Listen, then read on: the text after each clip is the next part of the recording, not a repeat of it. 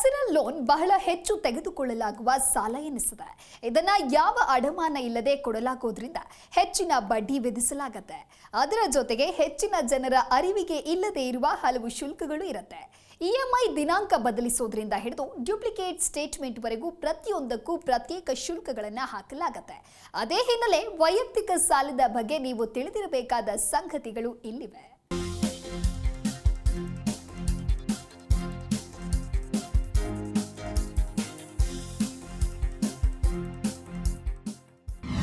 Personal loan ನೀವು ತಿಳಿದಿರಬೇಕಾದ ಸಂಗತಿಗಳಿವು. ಮೇಲ್ನೋಟಕ್ಕೆ ಗೊತ್ತಾಗದ ಶುಲ್ಕಗಳು ಹಲವು. ವೈಯಕ್ತಿಕ ಸಾಲ ಅಥವಾ ಪರ್ಸನಲ್ ಲೋನ್ ಬಹಳ ಹೆಚ್ಚು ತೆಗೆದುಕೊಳ್ಳಲಾಗುವ ಸಾಲ ಎನಿಸಿದೆ. ತಾತ್ಕಾಲಿಕವಾಗಿ ಹಾಗೂ ತುರ್ತಾಗಿ ಹಣದ ಅಗತ್ಯ ಬಿದ್ದಾಗ ಸಾಮಾನ್ಯವಾಗಿ ಜನರು ಪರ್ಸನಲ್ ಲೋನ್ನ ಮೊರೆ ಬೀಳ್ತಾರೆ. ಬಡ್ಡಿ ತುಸು ಅಧಿಕ ಇದ್ರೂ ಇಎಂಐ ಎನ್ನುವ ಸುಲಭ ಮಾರ್ಗ ಇದ್ದೇ ಇರೋದ್ರಿಂದ ಮಧ್ಯಮ ವರ್ಗದವರಿಗೆ ಇದು ಫೇವರೆಟ್ ಲೋನ್ ಎನಿಸಬಹುದು. ಆದರೆ ಈ ಸಾಲಕ್ಕೆ ಅಧಿಕ ಬಡ್ಡಿ ಇರೋದರ ಜೊತೆಗೆ ಮೇಲ್ನೋಟಕ್ಕೆ ಅಷ್ಟಾಗಿ ಗಮನಕ್ಕೆ ಬಾರದ ಹಲವು ಶುಲ್ಕಗಳು ಕೂಡ ಇರುತ್ತವೆ. ಅಂತಿಮವಾಗಿ ಇವು ವ್ಯಕ್ತಿಯ ಸಾಲದ ಹೊರೆಯನ್ನ ಮತ್ತಷ್ಟು ಹೆಚ್ಚಿಸಬಹುದು. ಹೀಗಾಗಿ ವೈಯಕ್ತಿಕ ಸಾಲದ ಜೊತೆ ಇರುವ ಇತರ ಕೆಲ ಶುಲ್ಕಗಳ ಬಗ್ಗೆ ನೀವು ತಿಳಿಯಲೇಬೇಕಾದ ಮಾಹಿತಿ ಇಲ್ಲಿದೆ. Processing fees. ಪ್ರೊಸೆಸಿಂಗ್ ಫೀ ಎಂಬುದು ಪರ್ಸನಲ್ ಲೋನ್ ಮಾತ್ರವಲ್ಲ, ಬಹುತೇಕ ಎಲ್ಲಾ ವಿಧದ ಸಾಲಗಳಿಗೂ ವಿಧಿಸಲಾಗುವ ಶುಲ್ಕ. ಸಾಮಾನ್ಯವಾಗಿ ಸಾಲದ 2% 6% ಮೊತ್ತವನ್ನ ಶುಲ್ಕವಾಗಿ ಪಡೆಯಲಾಗುತ್ತೆ. 5% ಪ್ರೊಸೆಸಿಂಗ್ ಫೀ ಇದ್ದಲ್ಲಿ ನೀವು 1 ಲಕ್ಷ ರೂಪಾಯಿ ಸಾಲ ಪಡೆದಾಗ 5,000 ರೂಪಾಯಿಯನ್ನ ಶುಲ್ಕವಾಗಿ ಮುರಿದುಕೊಳ್ಳಲಾಗುತ್ತೆ. ಇದರ ಜೊತೆಗೆ ಸ್ಟಾಂಪ್ ಡ್ಯೂಟಿ ಇತ್ಯಾದಿ ವೆಚ್ಚಗಳನ್ನು ನಿಮ್ಮಿಂದಲೇ ಭರಿಸಲಾಗುತ್ತೆ. ನಿಮ್ಮ ಕ್ರೆಡಿಟ್ ಸ್ಕೋರ್ ಉತ್ತಮವಾಗಿದ್ರೆ ಪ್ರೊಸೆಸಿಂಗ್ ಫೀ ಕೈ ಬಿಡುವಂತೆ ಬ್ಯಾಂಕ್ಗೆ ಮನವಿ ಮಾಡಬಹುದು.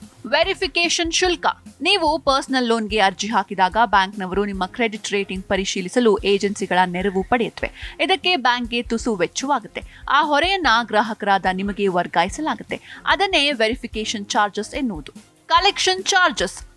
ನೀವು ಸಾಲದ ಕಂತುಗಳನ್ನ ಚೆಕ್ ರೂಪದಲ್ಲಿ ಕಟ್ತಾ ಇದ್ರೆ ನಿಮ್ಮ ನಿವಾಸದಿಂದ ಚೆಕ್ ಪಿಕಪ್ ಮಾಡಿಕೊಳ್ಳುವ ಅವಕಾಶವನ್ನ ಬ್ಯಾಂಕ್ ನೀಡಬಹುದು. ಆದ್ರೆ ಇದಕ್ಕೆ ಕಲೆಕ್ಷನ್ ಅಥವಾ ಇಎಂಐ ಪಿಕಪ್ ಶುಲ್ಕ ವಿಧಿಸಲಾಗುತ್ತೆ. Bounce charges.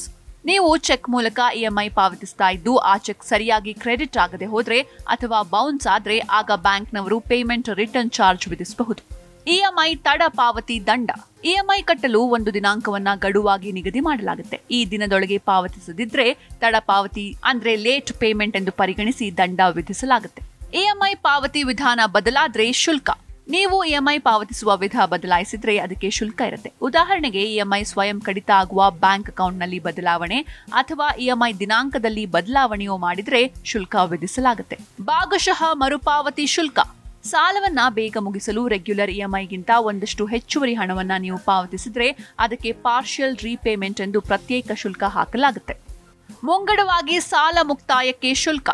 ನೀವು ಸಾಲವನ್ನ ನಿಗದಿತ ತಿಂಗಳುಗಳಿಗಿಂತ ಮುಂಚಿತವಾಗಿ ಮುಗಿಸಿದ್ರೆ ಅದನ್ನ ಲೋನ್ ಪ್ರೀ ಕ್ಲೋಷರ್ ಅಂತಾರೆ. ಇದರಿಂದ ಬ್ಯಾಂಕ್ಗೆ ನಿಶ್ಚಿತ ಬಡ್ಡಿ ಆದಾಯ ಕೈ ತಪ್ಪೋದ್ರಿಂದ ಅದಕ್ಕೆ ಪರಿಹಾರವಾಗಿ ಶುಲ್ಕ ವಿಧಿಸಬಹುದು.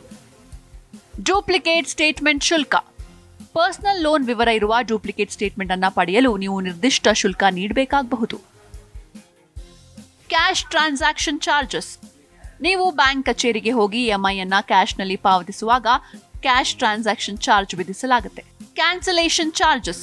ಸಾಲ ಮಂಜೂರಾದ ಬಳಿಕ ನಿಮಗೆ ಅದು ಬೇಕಿಲ್ಲ ಎಂದಾದಲ್ಲಿ ರದ್ದು ಮಾಡುವ ಅವಕಾಶ ಇರುತ್ತೆ. ಆದರೆ ಇದಕ್ಕೆ ಕ್ಯಾನ್ಸಲೇಷನ್ ಚಾರ್ಜ್ ಹಾಕಲಾಗುತ್ತೆ. ಸಾಲ ಮಂಜೂರಾದ ದಿನದಿಂದ ಹಿಡಿದು ರದ್ದುಗೊಳಿಸಲಾದ ದಿನದವರೆಗೂ ಅಷ್ಟು ದಿನಕ್ಕೆ ಬಡ್ಡಿ ಹಾಕಲಾಗುತ್ತೆ. Loan processing fee, stamp duty ಇತ್ಯಾದಿ ಶುಲ್ಕಗಳನ್ನ ಹಾಕಲಾಗುತ್ತೆ. ಈ ಎಲ್ಲಾ ವಿವಿಧ ಶುಲ್ಕಗಳಿಗೆ ಜಿಎಸ್ಟಿ ಅನ್ವಯ ಆಗುತ್ತೆ. ಇದರಲ್ಲಿ ಹೆಚ್ಚಿನ ಶುಲ್ಕಗಳ ವಿಚಾರ ಹೆಚ್ಚಿನ ಜನರಿಗೆ ತಿಳಿದಿರೋದಿಲ್ಲ. ಸಾಲದ ಹಣ, ಇಎಂಐ ಮತ್ತು ಬಡ್ಡಿಯಷ್ಟೇ ಎಲ್ಲರ ಚಿತ್ತದಲ್ಲಿರುತ್ತೆ. ಇಂಥ ಶುಲ್ಕಗಳು ನಮಗೆ ಗೊತ್ತಿಲ್ಲದಂತೆ ಸಾಲದ ಹೊರೆಯನ್ನ ಹೆಚ್ಚಿಸಬಹುದು.